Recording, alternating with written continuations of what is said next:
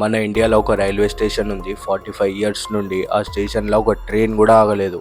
ఆ స్టేషన్ వస్తుంది అని తెలియంగానే ట్రైన్ స్పీడ్ పెంచేస్తుండే. ఇంకా ప్యాసింజర్స్ అందరూ విండోస్ డోర్స్ని క్లోజ్ చేసేసుకుంటారు. అసలు ఈ స్టేషన్లో ఏముంది? 45 ఇయర్స్ నుండి ఒక ట్రైన్ కూడా ఈ స్టేషన్లో ఆగలేదంటే. వెస్ట్ బెంగాల్ నుండి 250 కిలోమీటర్స్ దూరంలో బెగున్ కొతార్ అనే ఒక చిన్న విలేజ్ ఉంది.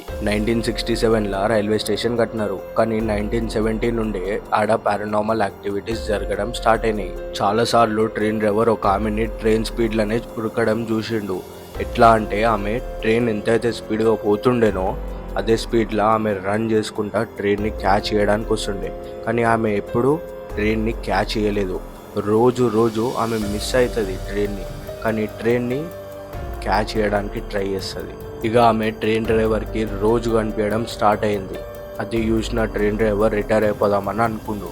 ఎట్లయితే రిటైర్ అయిండో దాని నెక్స్ట్ డేనే చనిపోయిండు. ఈవెన్ ఆ స్టేషన్లో వర్క్ చేసే వాళ్ళతో కూడా పారానార్మల్ యాక్టివిటీస్ చాలా జరిగినాయి.